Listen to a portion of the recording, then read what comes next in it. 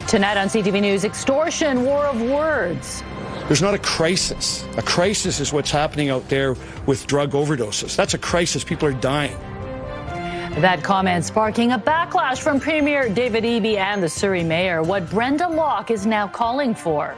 Canada gets a lot of freebies from us, by the way. They should be grateful also, but they're not. I watched your Prime Minister yesterday. He wasn't so grateful. Donald Trump backs off Greenland tariff threats and takes more shots at Canada after the Prime Minister's speech that's resonating around the globe. For those of us that are trapped over here, we're trapped. And, I mean, there's businesses here. Barge versus bridge. The collision shuts down Westham Island's only crossing. How long will it be off limits to cars?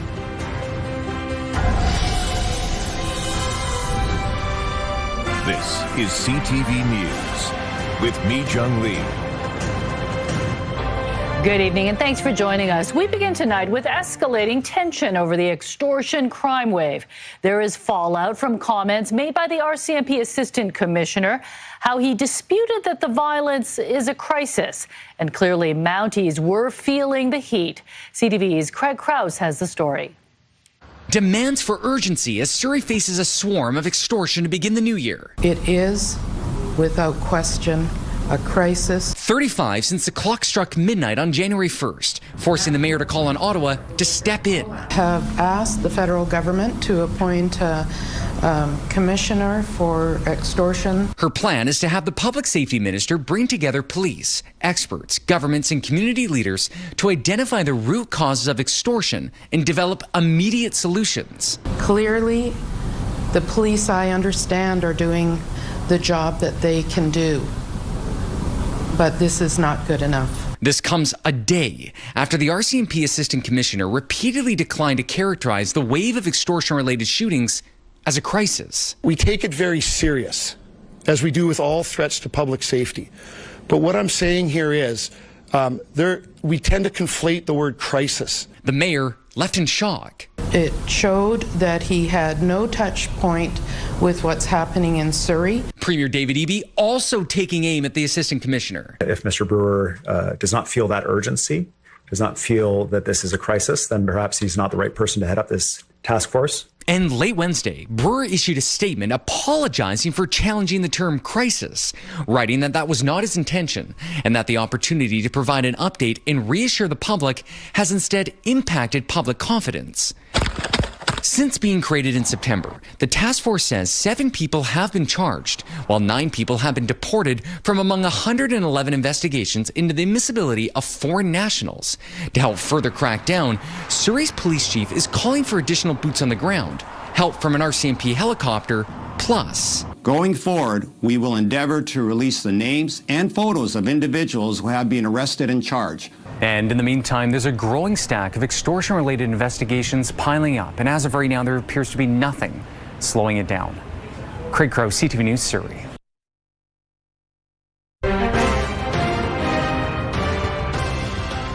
Breaking news, Surrey Police and BC's police watchdog are investigating a crash involving a stolen vehicle that sent one person to hospital. Dimitra Maragos is following this in the Breaking News Center. Yeah, Mijung, we are still gathering this information and the details are still slim, but here's what we know so far. This all unfolded around 5:30 this morning. SPS spotted an allegedly stolen F-350 Ford pickup near 88th Avenue and Holt Road. Now, moments later, the Ford hit the Honda Accord at 88th and 128th, and a person riding a motorized scooter who suffered life-threatening injuries. They were rushed to the hospital. The driver of the Accord was not seriously harmed. Now, police say the driver of the Ford ran off and has not been found. The Independent Investigations Office has now launched an investigation working to figure out whether the police action or inaction played a role in the collision. Now, we reached out to the IAO to see if there was a pursuit by officers, but they say at this point in time, they cannot release any more information. Mijung. Okay, thanks for this update, Dimitra. To more breaking news, Vancouver police have just announced they're investigating what they say is the city's first homicide of the year. Police say a man was stabbed around 8:45 last night near Commercial Drive and East 10th Avenue. The victim, identified as 48-year-old Christopher Jamal Sanderson, was taken to hospital where he died from his injuries. No arrests have been made, and anyone with information is asked to contact VPD's homicide unit. Now to a major development in Donald Trump's threat to take over Greenland. The U.S. president has laid out the framework for a deal following his speech to the World Economic Forum in Switzerland. And he says the deal would give him, quote, everything he wants. Appearing before business and world leaders, Trump claimed the U.S. previously owned the island, defending it from the Nazis during the Second World War. Trump is now backing off his threat to seize Greenland by force, but he is still calling for negotiations to annex the island. He says he will also no longer impose tariffs on European nations after reaching a deal with NATO, the details of which are still unknown. The deal here is that the United States can build up our military forces on Greenland, and there's a 1951 agreement between the United States and Denmark that prohibits it and permits it and welcomes it. That might be the off-ramp. Some say there is now a future security deal in the Arctic that reassures Trump, avoiding military involvement or a potential trade war. The tentative deal on Greenland came hours after Trump called out Prime Minister Mark Carney at the World Economic Forum. Trump wasn't a fan of Carney's widely praised speech, one that called for middle powers to band together to prevent being coerced by the U.S. Premier David Eby says BC can play a key role in the new world order. CTV's Penny Daflos explains. Halfway around the world, America's president made chilling comments about our country. Canada lives because of the United States. Remember that, Mark, the next time you make your statements. Which the Prime Minister had made a day earlier on the same stage at the World Economic Forum in Switzerland. Great powers have begun using economic integration as weapons. Tariffs as leverage. Financial infrastructure as coercion. The middle powers must act together because if we're not at the table, we're on the menu. Canada gets a lot of freebies from us, by the way. They should be grateful also, but they're not. I watched your Prime Minister yesterday. He wasn't so grateful. But they should be grateful to us. There is no question but that the Prime Minister's speech will have trade consequences in terms of our relationship with the United States.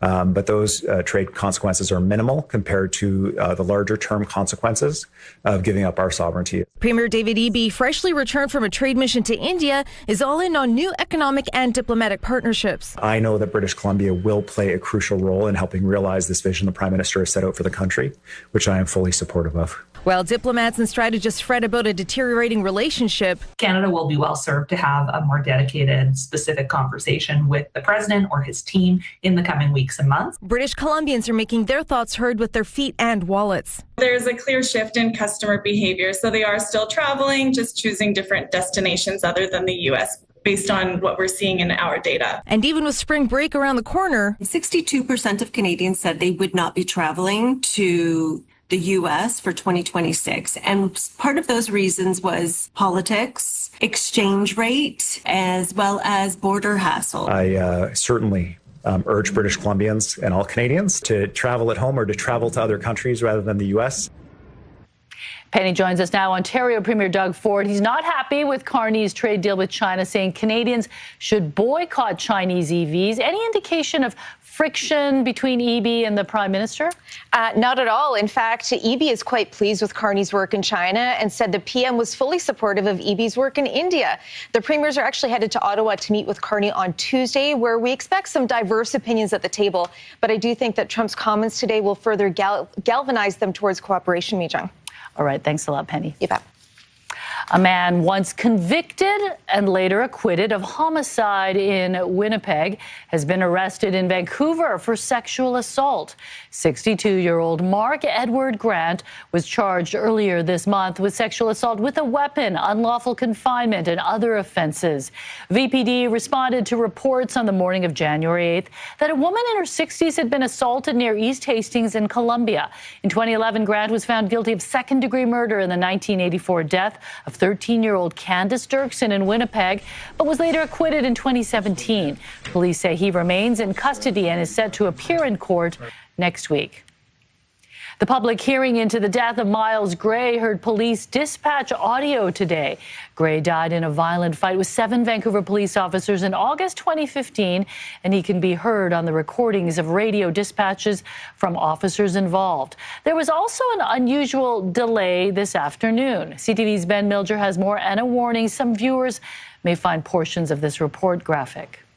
The 7 Vancouver police officers involved are the only surviving witnesses to the violent brawl that left Miles Gray dead, and their police radio dispatches are the only documentary evidence of what transpired over a period of about 10 minutes in a Burnaby backyard. The Office of the Police Complaints Commissioner has not released the recordings, but at its inquest, the BC Coroner's Service did. Constable Hardeep Sahota was the first officer to arrive that day and quickly called for backup when she found the muscular Gray to be aggressive and threatening. Moments later, Constables Corey Folkestad and Eric Burznek arrived, and Folkestad told dispatch Gray had gone up a wooded slope into the backyard. He's gone up into housing here, 8375 Joffrey. We're with 6-3. We're just going to go up there and not challenge.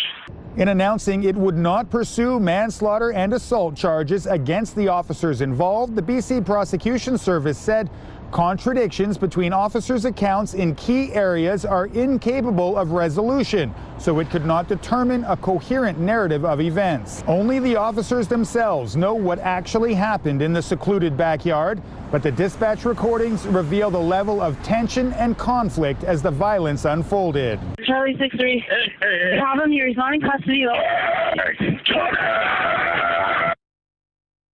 10-4, you have him, however, he's not in custody. 4 additional officers would soon arrive. When the brawling stopped, Gray was handcuffed and had his feet bound. He would go into cardiac arrest, lose consciousness, and eventually be pronounced dead in the yard.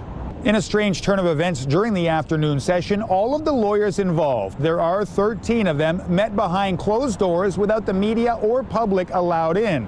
Whatever happened took the entire afternoon, and none of us on the outside were told what transpired. But Thursday's session has now been canceled, and this public hearing will reconvene on Monday.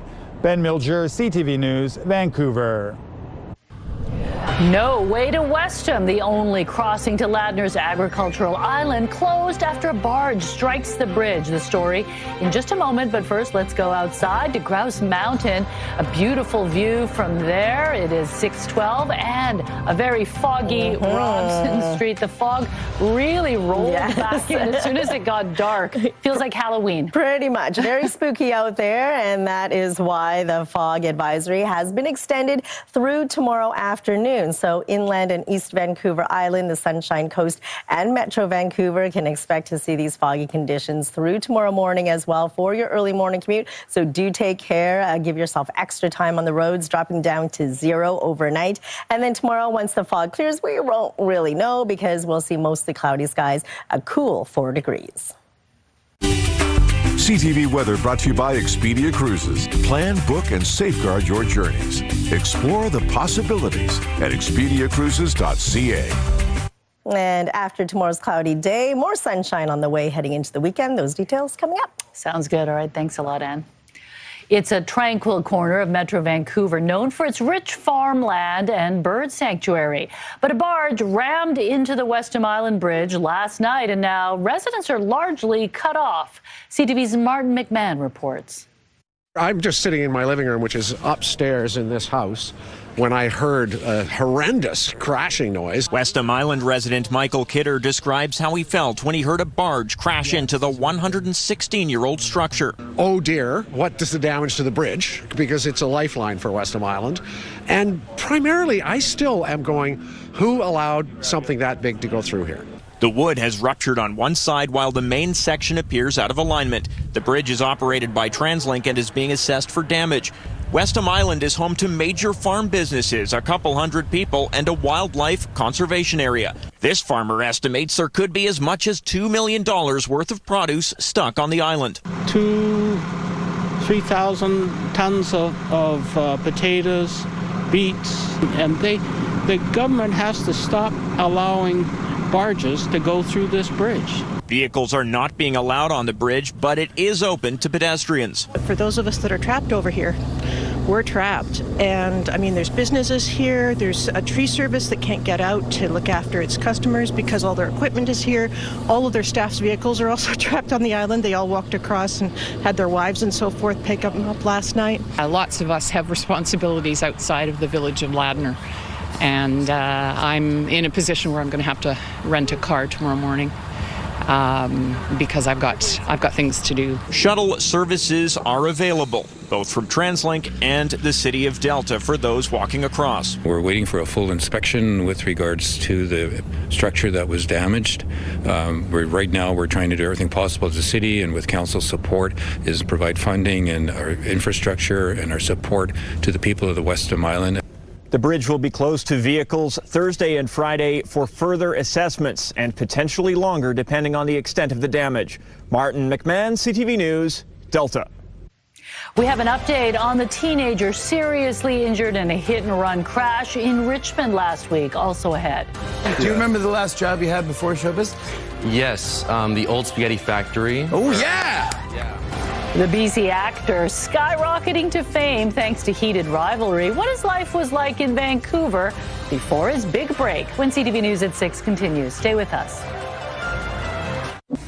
There's been yet another overpass strike, this time on Highway 99 in Richmond. Police were alerted just before 2 this afternoon after witnesses say an excavator being towed on a flat deck crashed into the Blundell overpass southbound. The driver of the truck did not stay at the scene but was detained about 20 minutes later. The Ministry of Transportation will follow up to assess the damage. A Saanich teen who was seriously injured in a hit-and-run in Richmond last week says he will be heading home to the island today or tomorrow. 17-year-old Miles Mickey is currently undergoing treatment after he suffered broken bones and bleeding in his brain. Mickey was in Richmond for a dance party earlier this month when he was involved in an altercation and then struck by a vehicle. The driver did not stop at the scene. Doctors told the family it could take a year for him to recover, but that they are impressed with his progress so far. It's been insane. It's blown his whole medical team away because they weren't even looking to wake him up until like a week after they put him in the coma. You know, I'm just glad to just make my comeback and see all my friends, family, everybody that's supporting me. Miles says he's looking forward to coming home to see friends and family and plans to get back into playing basketball. A year ago, BC actor Hudson Williams probably never imagined he'd be interviewed by Jimmy Fallon or giving out a Golden Globe. Now he is one of the breakout stars of the red-hot series Heated Rivalry. He worked and went to school right here in Metro Vancouver, and his former colleagues and acting instructors are blown away by his overnight success. CTV's Shannon Patterson has the story. 9 months ago, Hudson Williams got the customary pie to the face during his final shift at the old spaghetti factory in New Westminster. April, I want to say, is about when he had his last shift. He pretty much stayed until he had to leave for filming for Heated Rivalry. Does your room have that smell? After years of waiting tables, the Kamloops-born actor had landed the role of Shane Hollander in the Crave original series. When he left, he would tell us about little hints about the script and everything that was going to go on and what it was about and stuff. We definitely didn't expect it to get this big. I don't think he did either. Heated Rivalry was picked up by HBO Max and instantly became a worldwide phenomenon, catapulting the 24-year-old to superstardom. These freaks outside. Williams was greeted by screaming fans on Jimmy Fallon, where he shouted out his old workplace. The old spaghetti factory. Oh, yeah! Yeah. I love old spaghetti factory. Yeah, a lot of sourdough bread being served and spaghetti being dropped, bad reviews being left. I was one of the first people that posted it to the chain page, and we were like, oh my God, he's actually talked about us. Do you think everyone in the audience has seen Heated Rivalry? And when her former colleague presented at the Golden Globes last week, it was absolutely crazy seeing him and how big he is. You know, he originally had planned to come back after the shooting, and then all of a sudden, you know, he's walking the Golden Globes. I messaged him when I saw that he was doing those things, and I just said, whoa, you know, This must feel insane. Williams is a graduate of the Langara College acting program.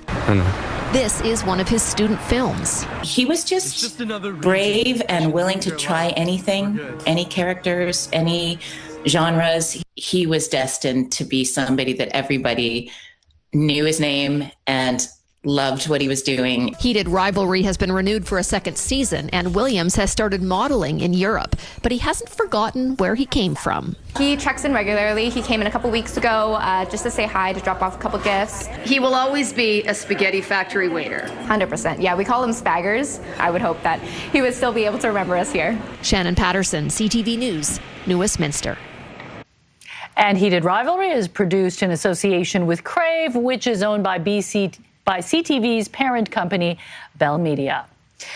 With Donald Trump threatening Greenland, a Canadian company says it has the technology to protect the Arctic. Also ahead. We live in a fantastic city and we want to make sure that everyone can afford to live here. Vancouver City Council rejects adopting a living wage policy, the wage it goes by instead for workers. That's ahead.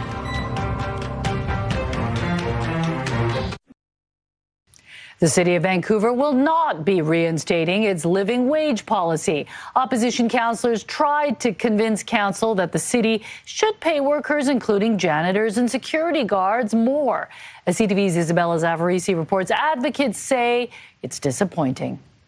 Thank you. You are more than welcome. There are nearly 500 living wage employers across BC who pay their staff about $10 higher than minimum wage, including here at 312 Main, a hub that runs various programs in downtown Vancouver. It helps with retention, it helps with ensuring we're getting the right kind of staff in the building, and it makes sure that their morale is high. Metro Vancouver's living wage is $27.85 an hour, a rate that two Vancouver City councillors want the city to recommit to. We earn a living wage and all our colleagues at the city should too. Recertifying as a living wage employer isn't just symbolic, it's about leadership and it's about aligning our policies with our values. After 6 years as a living wage employer, council voted to end the policy in 2023, opting instead for a fair wage model based on a 5-year rolling average of the living wage. The city's fair wage is $25.04. Being an average, it will capture any increases over time, so those workers will, of course, see the increases as well. So, and would prevent a worker from seeing a decrease should the wage drop in a single year. The fair wage calculation will always remain behind the living wage. The $2.81 difference between the City of Vancouver's fair wage program represents months of rent. On Wednesday, the motion failed. It just doesn't set the right tone. We live in a fantastic city and we want to make sure that everyone can afford to live here. We hope that the City of Vancouver would be a leader in paying its employees a living wage. An internal city memo says most employees are compensated at or above fair wage rates. However, some contracts, including security and janitorial services, typically pay less and will require adjustments. Isabella Zavarisi, CTV News, Vancouver. In the face of Donald Trump's push to acquire Greenland, a new Canadian defense company says it has the technology to help defend Canada's north. Whether by sea, air, land, or ice, Dominion Dynamics says it has the technology to keep watch over Canada's Arctic. It says it looks for anomalies in the environment by building sensor systems in remote locations. The information is then relayed back to military decision makers. We have underinvested in the Arctic for about a generation or two, and we have some sense of what's happening up there. Dominion Dynamics is set to open operations in Ottawa in March as the nation's capital looks to position itself as Canada's defense innovation hub. American authorities allege a Toronto man posed as a pilot and a flight attendant to obtain hundreds of free flights from U.S. airlines in a scheme that lasted 4 years. The 33-year-old was indicted on wire fraud in Hawaii last October. He pleaded not guilty yesterday. Prosecutors say the man was a flight attendant for a Toronto-based airline a number of years ago and used a fake ID from that carrier to get tickets reserved for pilots and flight attendants on 3 other airlines. Today is Bell Let's Talk Day, Canada's biggest national conversation about mental health.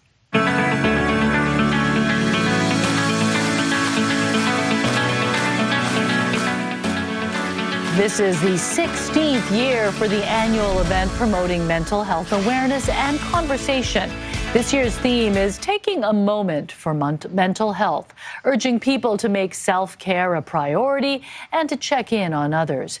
Bell is giving $10 million towards Canadian mental health, bringing its total Bell Let's Talk investment to $194 million since 2010.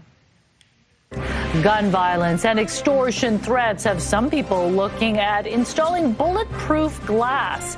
A Canadian company's product is put to the test. Also ahead. Not a lot of facilities do these kinds of penguin walks.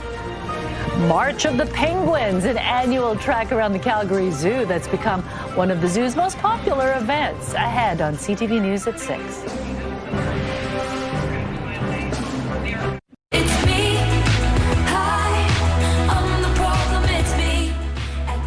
Taylor Swift has set another new record, now becoming the youngest person ever to secure a spot in the Songwriters Hall of Fame. The 36-year-old was announced among the list of artists in the Hall of Fame's 2026 class, along with big names like Alanis Morissette and Kenny Loggins. The induction ceremony takes place in June. The Calgary Zoo welcomed the return of one of its favorite annual events today. They are a little bit more curious than I usually see them. 13 king penguins went on a walk this morning, much to the delight of parents and children watching from the sideline. It's the 14th year of the Calgary Zoo's Penguin Walk, where the birds get to take a 10-minute waddle around the park. The zoo says penguins walk a lot in their native environment, and the exercise is good for them. This is very unique. This is a world-famous event. We get interest all over the world whenever we're doing the Penguin Walk. So this is a really special time of year, and of course our guests always seem to love it. The birds love it. The Penguins' first walk of the year was delayed a little bit thanks to extreme cold weather earlier this month. Aren't they adorable, Anne? So adorable. If I would have known, I would have flown into Calgary to watch it. Very cute. It would take them quite a while, though, to get 10,000 steps, wouldn't it? Yeah, I'm thinking that waddle will take them a week or so to do that. It's not the speed that counts, right? No. They're just adorable doing it. Exactly. What a great event to see there. All right, let's take a look at our forecast. The fog sticking around. Here's a look at our time-lapse video from our camera on top of the Shangri-La Tower. That is Stanley Park, and just towards the west, covered in fog, is the Lionsgate Bridge. So the fog advisory has been extended through tomorrow afternoon for inland and East Vancouver Island, the Sunshine Coast, as well as Metro Vancouver, all because of this ridge of high pressure trapping the moisture in there, as you can see for us on the south coast. But it's keeping things pretty dry across the whole province as well. So this is what we can expect as we head through the overnight hours. It does clear for a bit, but the fog redevelops into tomorrow morning. For your early morning commute, we will get a few breaks here and there, and it completely clouds over tomorrow afternoon. But then look at that, clears up quite nicely tomorrow night as we head into Friday. You will see some sunny breaks for the central interior. Your provincial forecast at the bottom of your screen. Overcast skies report hardy tomorrow with a high of 6 degrees. You'll see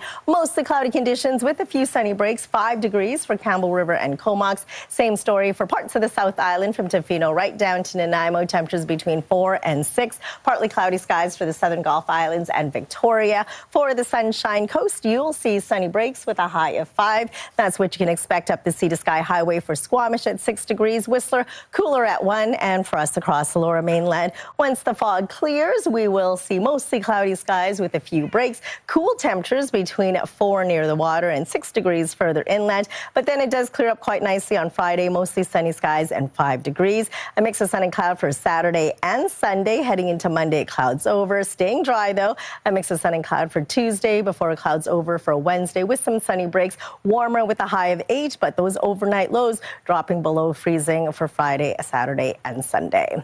CTV weather brought to you by Expedia Cruises for air, land, and sea vacations. So we'll see how my daffodils will do after this weekend of below freezing temperatures. Yeah, it is chilly with the fog around. The mist all around you, definitely. And we have haven't had much rain actually this month at all. Not much rain, not much snow at higher elevations, unfortunately. Very persistent fog.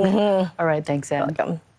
Well, the federal court rules in favor of TikTok operations in Canada. We'll explain. And for some people in the community, it is something that they feel they need, and we're here to help out. with the rise of extortion shootings, more people are looking at installing bulletproof glass. CTV puts the Canadian product to the test. That's ahead. Time now for tonight's Skywatch, going for a leisurely stroll around Coquitlam's Coma Lake under blue skies and sunshine. CTV Skywatch is brought to you by Kermac Collision and Autoglass, the name you'll remember when it matters. Kermac cares for kids.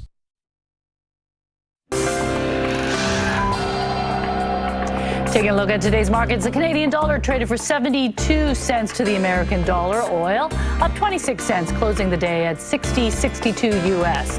Gold gained nearly $72 on the day. The TSX and the Dow Jones both ended the day higher, up 101 points and 588 points, respectively. The markets bouncing back after Trump changed course on Greenland-related tariffs. It looks like TikTok will be able to keep up its operations in Canada, at least for now. The federal court has set aside a 2024 government order that ordered the social media company to close its offices in this country. The order would not have banned the massively popular app, but Ottawa said it was taking action, citing national security concerns. A TikTok Canada spokesperson says closing its operations would have meant hundreds of jobs lost and less support for homegrown creators. The extortion crisis in the Lower Mainland shows no signs of slowing down, and bullets have been flying in the Greater Toronto area, too. Some homeowners are looking for added protection, and one security company says it's getting more inquiries about bulletproof glass. CTV's Pat Foran went to a gun range to see how well it holds up. Following an increase in break-ins, Metalex Security Products developed rock glass, which it claims is 200 times stronger than regular glass. You can't break it with a baseball bat. After a rise in drive-by shootings and extortion attempts in the GTA, the company says it's developed bulletproof ballistic glass. Tom Reimer says there's a growing demand for it. Will this stop a bullet? Absolutely. Reimer says customers purchasing bulletproof glass for their homes have been victims of extortion attempts or are worried they could be. What do? Are you going to move, or are you going to do something about it and you're going to be proactive? So that's where the ballistic comes in. And I hate to see it, but it's here. So we're heading into the gun range now. We asked Rylan Morey at the Gagnon Shooting Center in Oshawa to fire at the bulletproof glass to see how it would handle the impact. It is a 9mm pistol.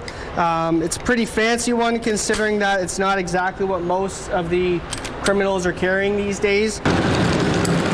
Once the bulletproof glass was put in position, Morey was ready to shoot.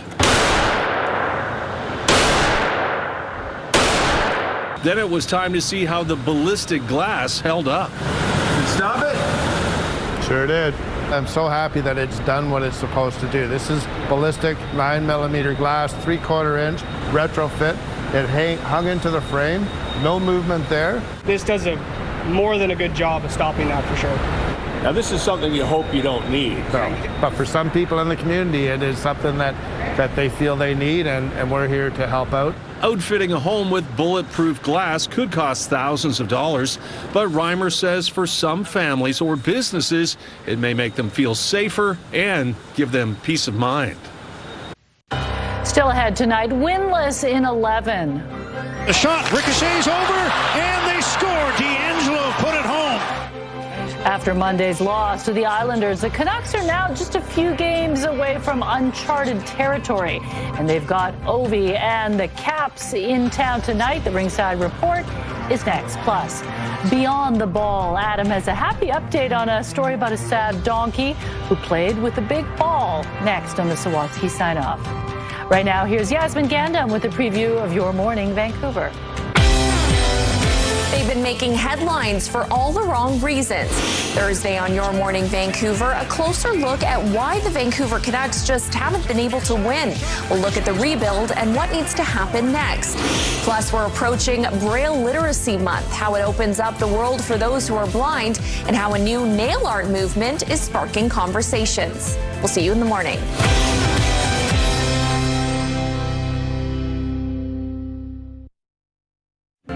The Ringside Report, brought to you by CapitalDirect.ca. Let's make your vision a reality with Capital Direct. Call and talk to our team today.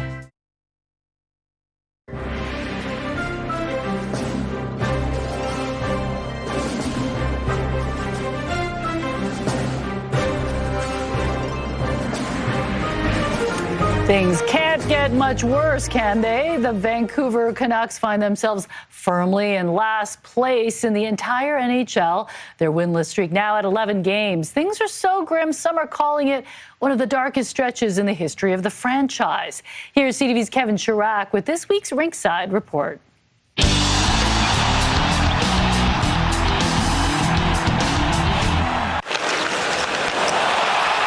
Loss. Ricochets over, and they scored. After loss. Well, it's tough. Yeah, nobody likes losing. Obviously, going through a pretty tough stretch right now. Artem Zub scores. A tough and historic stretch. Mark Messier. A streak that has now surpassed the infamous Mark Messier-era Canucks, who lost 10 straight in 1998. The longest winless streak in franchise history dates back to 1973, when goalies looked like this. So what we're witnessing right now is uncharted territory, and by the numbers, this would suggest that this is the darkest days of Vancouver Canucks hockey. But in Vancouver sports history, still well short of the Vancouver Grizzlies' losing streak of 23 games set during the 95-96 season. Back on the ice, Sherwood drag move and scores. The Canucks shipped off fan favorite Kiefer Sherwood Monday to the San Jose Sharks in exchange for 2 second-round draft picks and a minor league defenseman. I wish, obviously, nothing but the best for this organization moving forward, and I know no matter what people feel, like the organization is going to benefit from this with the picks and whatnot. Kiefer Sherwood was an unrestricted free agent, so those are par for the course trades. You see NHL teams that are out of the playoffs trade those sorts of players all the time. The question now becomes, how deep are they going to go at this roster in trading out veteran players who still have contract term remaining? More moves are expected before the March 6th trade deadline as the team looks to acquire draft picks or younger talent. For now, head coach Adam Foote is preaching resilience. We want to park it, move on, be resilient, and focus on our game. Kevin Chirac, CTV News, Vancouver. The Ringside Report, brought to you by Capital Direct. CapitalDirect.ca. The WNBA has released its schedule for the upcoming season, and the league's first Canadian team will bring women's basketball to Vancouver in 2026.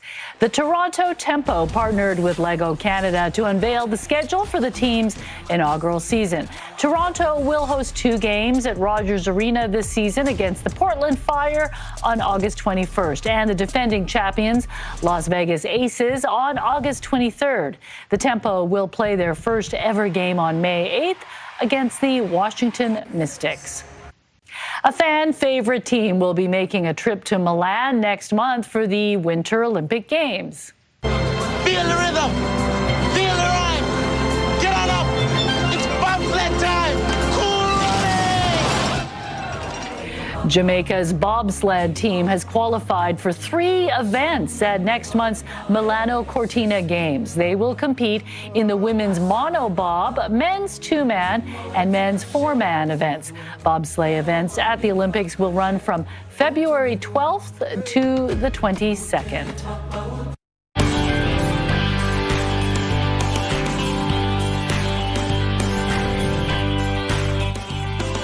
Okay, it's time for Homeward Bound. Around, our weekly segment where we introduce you to furry friends from local rescues who are looking for their forever home. And here are some pets now available to adopt from the BC SPCA.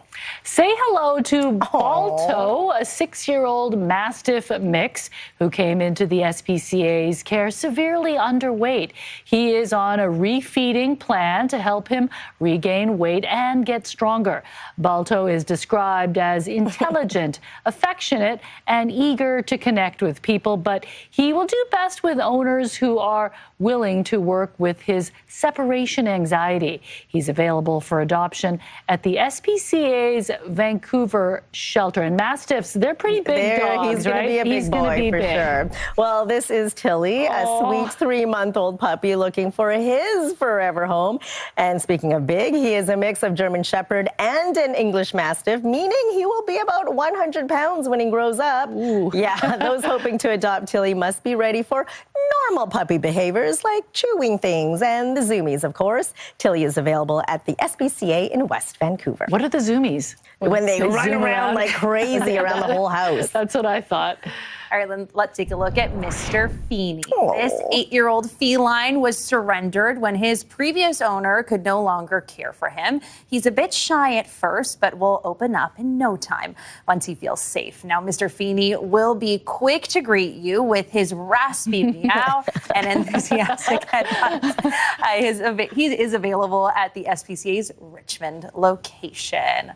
Oh my goodness, so adorable option. Yeah. Headbutts. It's a sign of affection. Yes, that's how they say that I love you. Yeah, and that's children do that too sometimes, right? Okay, for more information, you can head to adopt.spca.bc.ca. Just before we get to the Sawatsky sign-off, Dimitra, you've got to look ahead to your late news. Yep, that's exactly right. Tonight at 11:30, the Canucks are hosting the Washington Capitals tonight, looking to put an end to the team's historic losing streak. And BC crews are headed overseas, answering Australia's urgent call for help as wildfires rage. Yeah, you forget that on the other side of summer. the planet, and Australia often has problems with wildfires. Right? Mary, my brother, lives there, and he's been keeping us updated. All right. Thanks a lot, Dan. Well, when a sad donkey in the Cowichan Valley made an unconventional friend, his whole life changed for the better. Adam has an update on a story we first showed you in the summer on tonight's Best of the Sawatsky sign-off.